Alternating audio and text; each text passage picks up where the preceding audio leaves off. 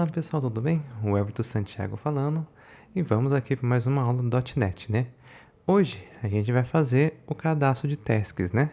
Que seria o CRUD, né? Que seria o Create. Vamos lá então.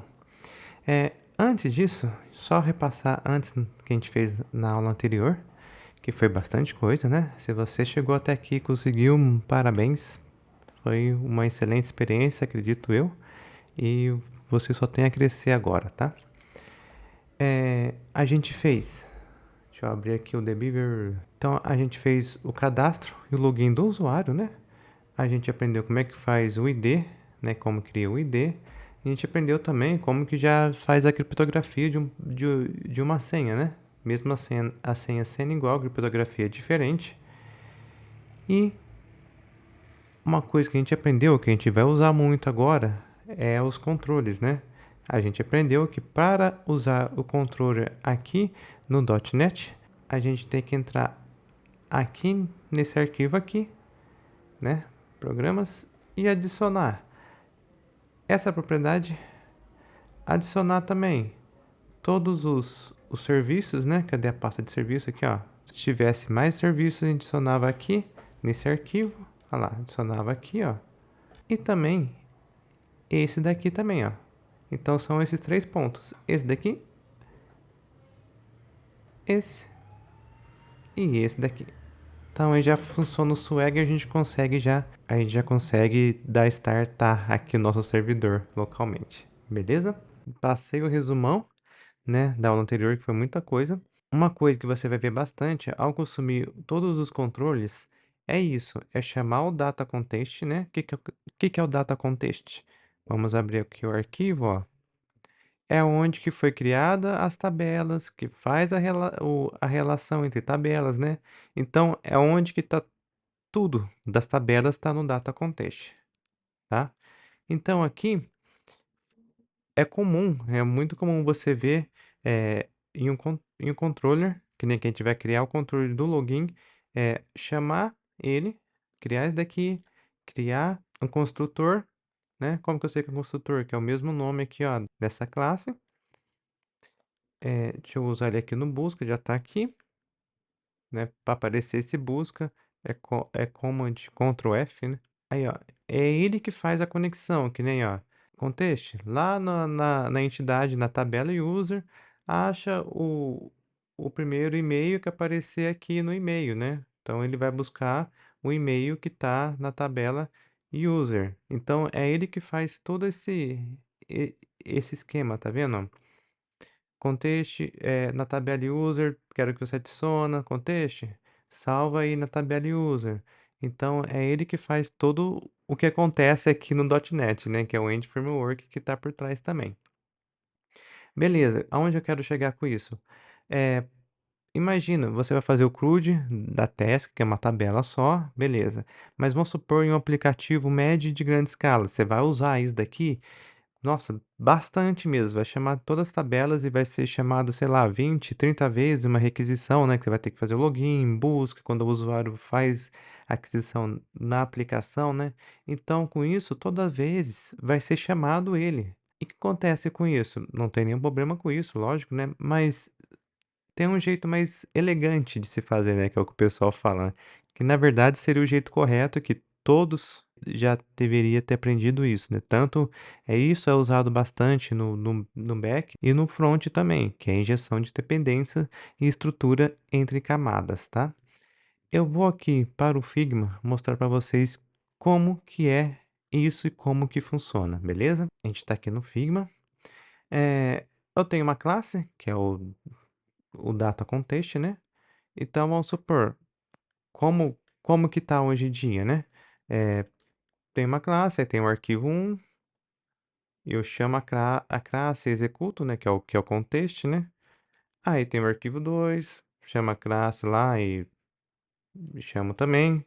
Aqui também, se tivesse mais do que outra coisa aqui nesse arquivo, chamaria ele aqui também. No arquivo 3, chamaria. Tá vendo? Ó, quantas chamadas? Foi 1, 2, 3, 4. 4 chamadas. Então, isso requer muito desempenho do servidor, tudo, que são várias chamadas ao mesmo tempo e várias execuções da mesma função, tá? função, classe. E isso, você concorda comigo, é bem desnecessário, né? A injeção de dependência e a estrutura entre camadas, ele funciona bem diferente com um desempenho muito maior. O que que ele faz? Vamos apagar aqui, ó. Então, o que que ele faz?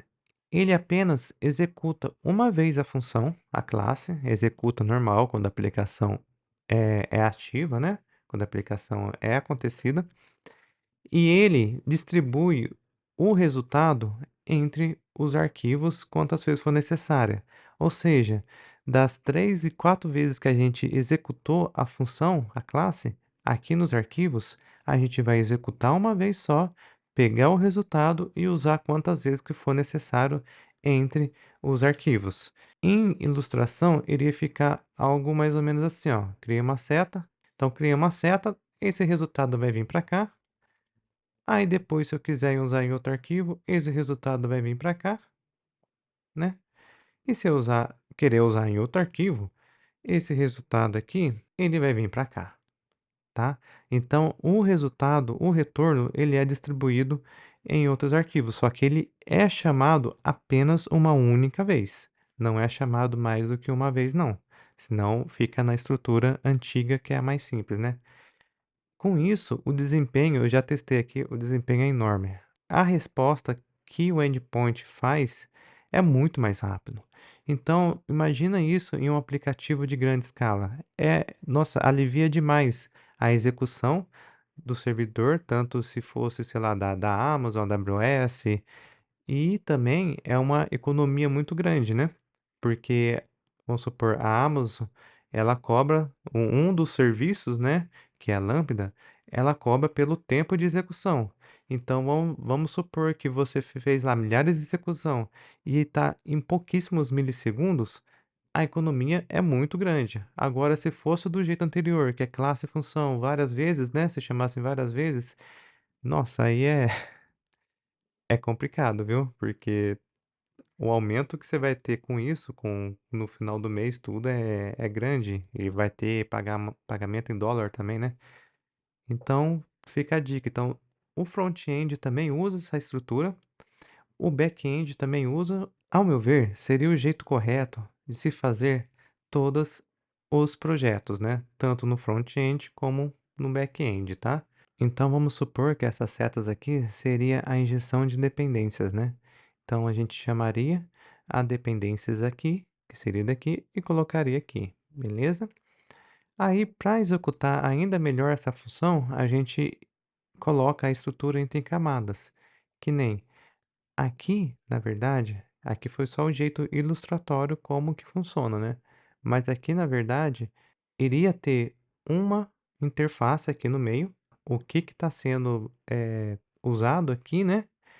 E depois um outro arquivo que seria executado e depois iria vir essa seta distribuindo, tá? Seria o arquivo de interface, seria arquivo de repositório. O repositório iria distribuir em todos os arquivos, tá? O arquivo de interface iria colocar todas as classes e os tipos que ela precisa. O repositório é onde que seria acontecesse a magia, o código, a lógica, né? E do repositório iria distribuir para todos os arquivos necessários. Então, é assim que funciona, beleza? Tanto no front, tanto no back-end, qualquer projeto, o ideal seria usar dessa maneira, tá? Aqui no .NET, ele já tem uma certa estrutura pronta para isso, né? Que seria essa palavra-chave aqui, ó. Ele usaria aqui, ó, implementar o repositório. Então, aqui tem toda a documentação, se quiser dar uma lida. É, é interessante, sim. Mas aqui eu vou explicar no projeto como que funciona passo a passo, beleza? Vamos lá, então. Eu vou criar um repositório, depois a interface, depois o controle, tá? Essa sequência fica mais fácil de você entender como que funciona, que se eu criar já a interface primeiro, você vai ficar meio, "Fala, mas da onde está vindo esses dados que você está tirando, né? Depois eu criar o repositório, depois o controle, né? Você vai ficar um pouco meio confuso. Então, só vou inverter essa interface e o repositório. Eu vou criar o repositório primeiro, depois a interface. Aconselho você fazer o mesmo aí no seu dia a dia. Beleza? Vamos fechar aqui essas pastas só para ficar mais fácil. Aqui é no src, Criar mais uma pasta. Repositórios. Deu Enter. Pasta criada. Criar um arquivo. Task repository. .c sharp. Beleza? Assim como mencionado nas outras aulas, eu vou copiar e colar o código para ficar mais rápido e mais fácil para vocês, tá? Mas eu vou explicar cada linha de código, beleza? Então aqui, criei o namespace, repositórios, né? Que é o mesmo nome aqui da pasta, que sem novidade. E criei uma classe pública com o mesmo nome do arquivo. Até aqui tranquilo, né? Beleza, então aqui eu criei uma classe pública com um tipo que é a task entidade. Deixa eu importar aqui, ó, usando o de entidades, beleza. Aqui é o nome da classe, né? Aqui é o tipo, aqui é o nome desse tipo, né? Desse propriedade, na verdade. E o user ID aqui. O que que a gente vai fazer? Na verdade, eu vou até alterar o nome aqui, ó. É get create task entidade TTO. Beleza? Então aqui eu vou obter a nova task criada, né? Eu vou continuar aqui, vocês vão entender. Então aqui o tipo de task entidade, aqui é o outro variável. Percebe que esse daqui é a mesma coisa, só muda o nome do, da, da variável, né? Então eu quero criar uma nova, né? Uma nova estrutura dessa. E aqui, o que a gente vai fazer? Criar o ID, beleza? Criar o ID da task. Então aqui já vai criar, daqui a gente está adicionando um dado, viu? Que já está adicionando um dado novo.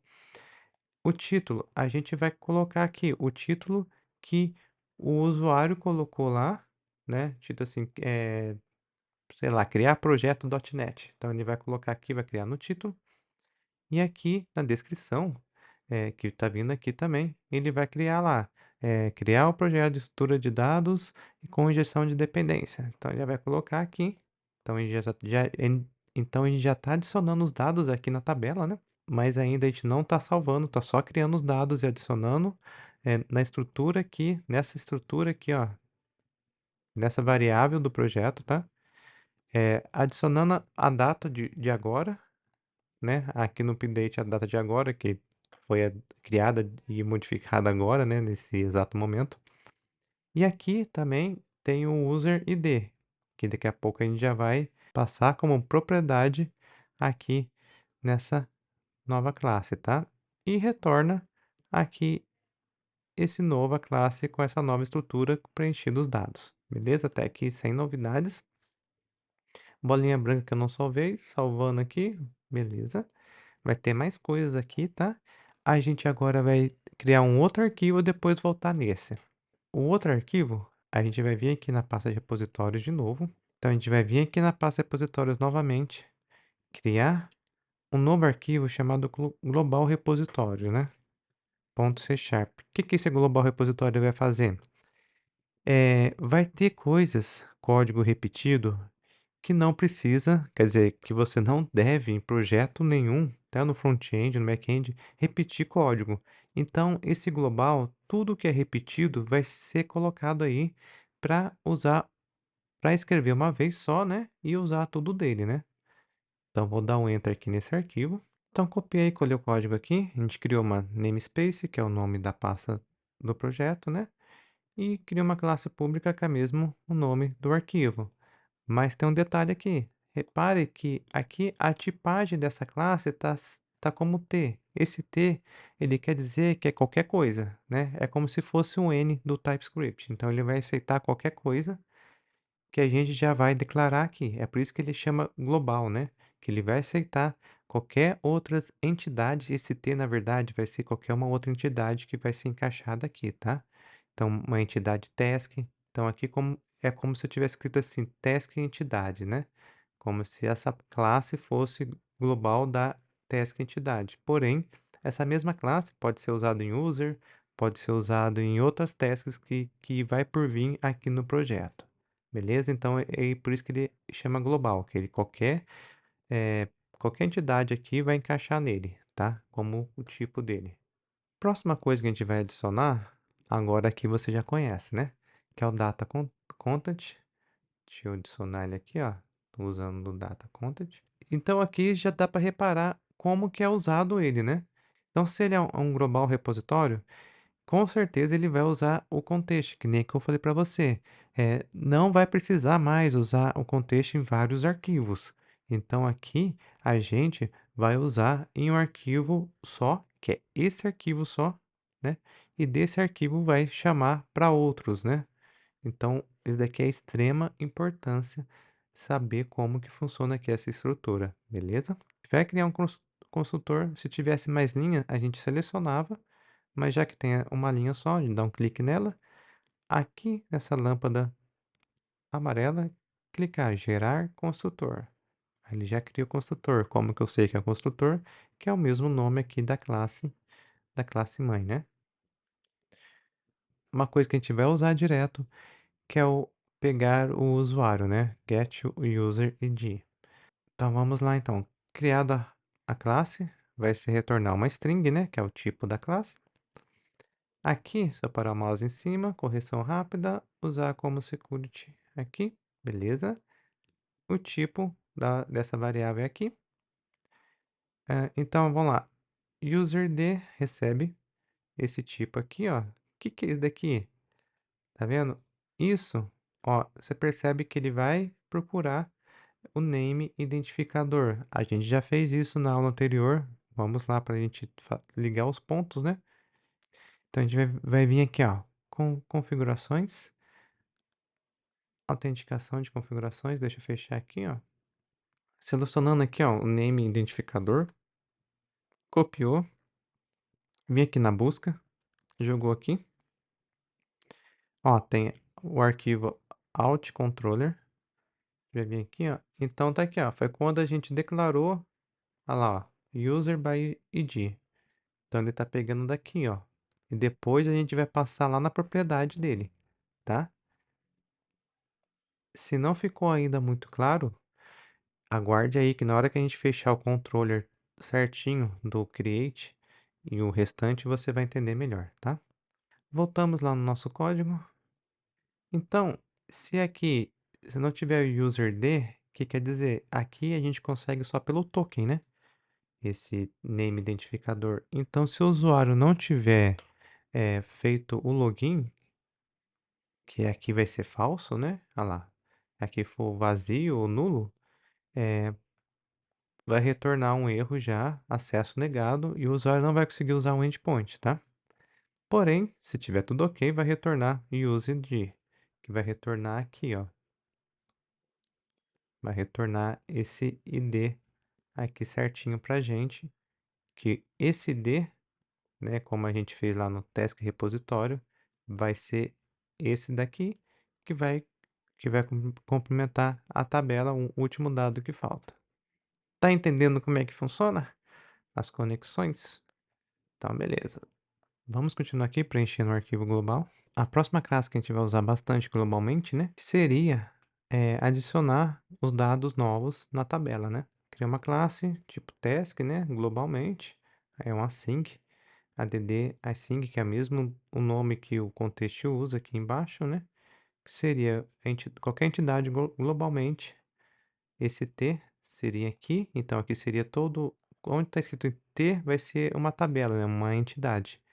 E aqui seria, colocasse a tabela aqui, os novos dados e retornaria as tabelas todas salvas, beleza?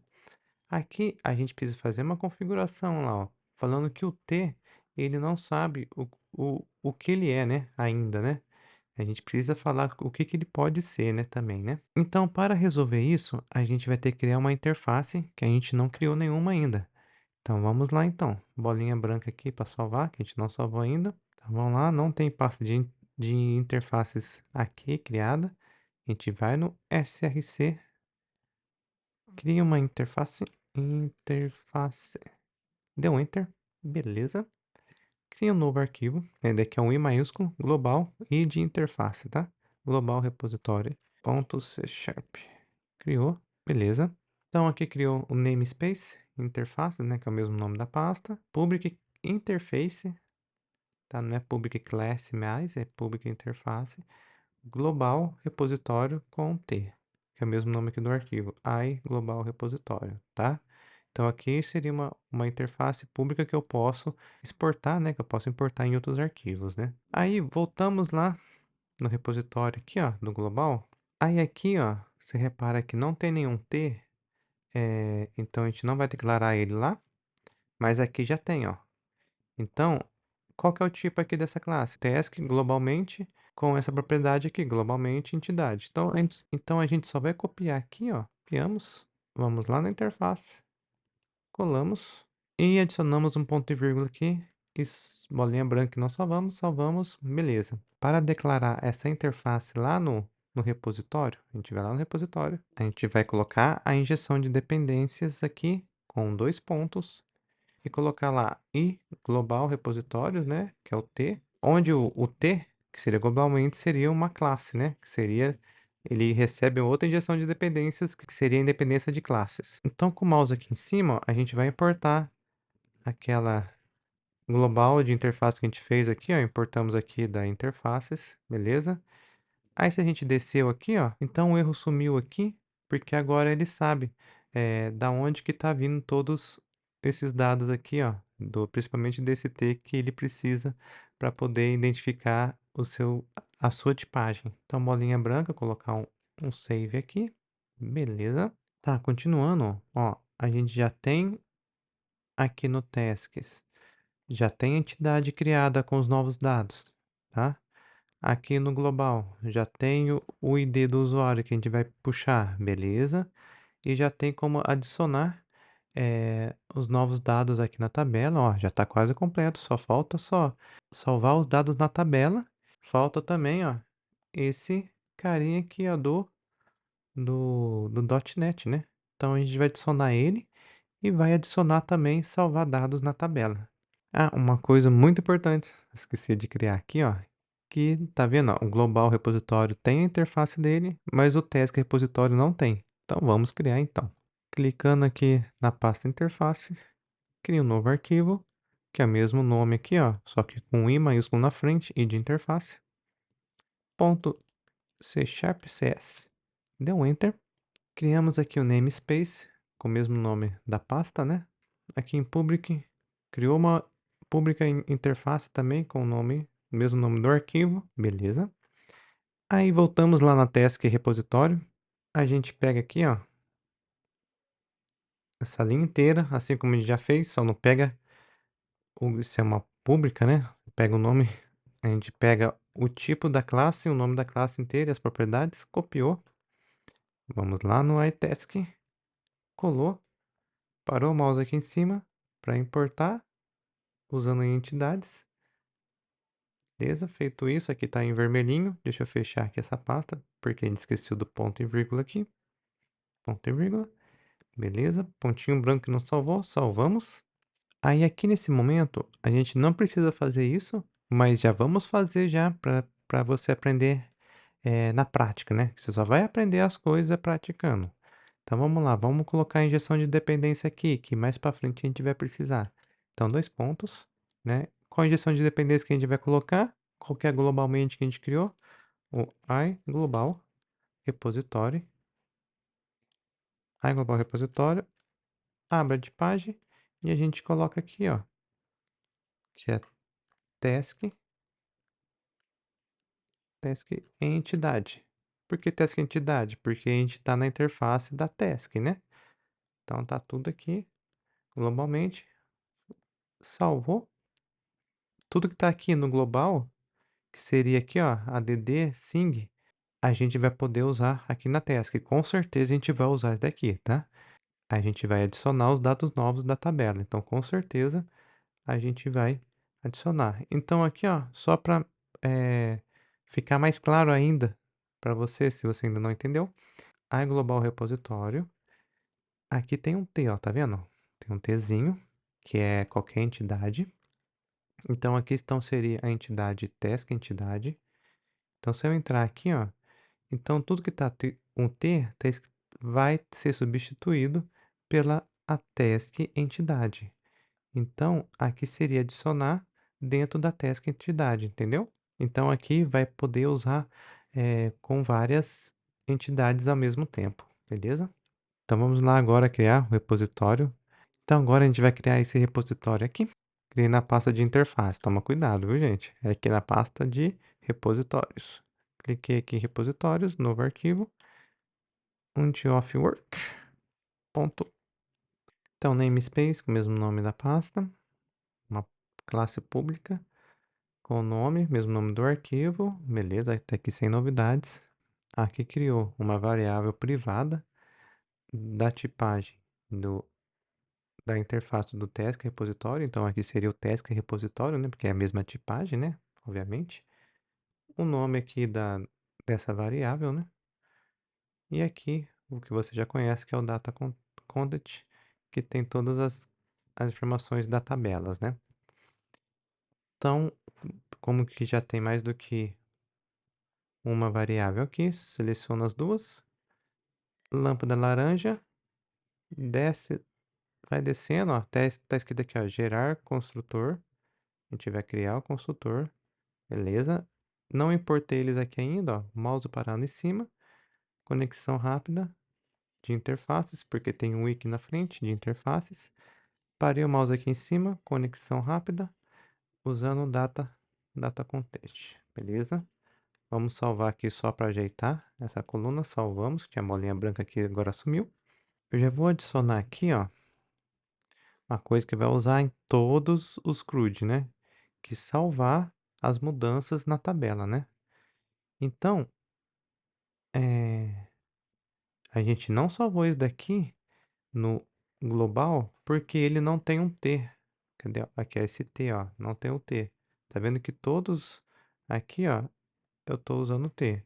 Eu posso usar aqui também, não tem importância, tá? Mas se quiser usar aqui também pode. Eu vou usar aqui também e você pode usar lá também aqui, ó, se quiser. Aí vai de preferência, vai do seu gosto. Mas eu estou mostrando aqui as duas opções que você pode fazer, tá? A única exceção é que todos que tem que ter um T fica realmente nesse global aqui, ó, tá? Esse global que tem que ter o T para esse T fazer a conversão. Mas se quiser colocar esse get user aqui dentro desse Unity of Work também pode. Ou se quiser pegar esse task save, né, e colocar lá também, aqui, global também pode. Aí vai de preferência, beleza? Mas estou explicando os dois jeitos. Então aqui não precisa fazer mais nada. Aí aqui, criamos uma outra classe pública, né, com o tipo de task interface, com esse tipo aqui, o nome da classe. Então aqui, ó, ele vai ter só um get. Então você vai ter a opção só de, deixa eu fechar a pasta aqui, de pegar só esses dados, né? Que ele vai retornar o quê? Que ele vai retornar aqui, ó, os tipos do task. Ele vai retornar todos esses tipos aqui do iTask. Se ele tiver, né, dados ali, ele pega. Então aqui ele pega uma nova task repositório que tem todos os contextos, tá?